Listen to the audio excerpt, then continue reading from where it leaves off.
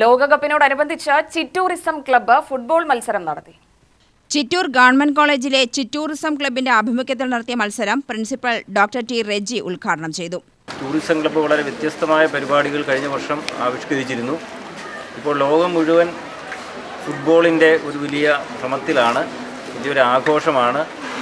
പല ടീമുകളെ പലരും ഇഷ്ടപ്പെടുന്നുണ്ട്. കാരണം നമുക്ക് ഇഷ്ടപ്പെടാൻ നമ്മുടെ രാജ്യമില്ലാത്തതുകൊണ്ട് നമ്മൾ മറ്റു പല ടീമിനെയും വളരെ നെഞ്ചേറ്റി നടക്കുന്നുണ്ട്.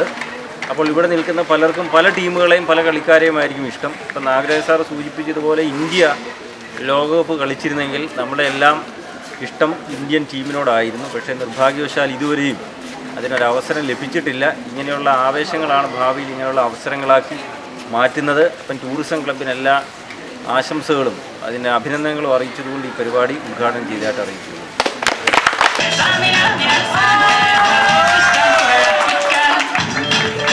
ചടങ്ങിൽ പൂർവ്വ വിദ്യാർത്ഥി 2025 ജർമ്മനിയിൽ നടന്ന യൂണിവേഴ്സിറ്റി ഫുട്ബോൾ ഗെയിംസിൽ കളിച്ച ജെ റിജോയ് മുഖ്യാതിഥിയായി.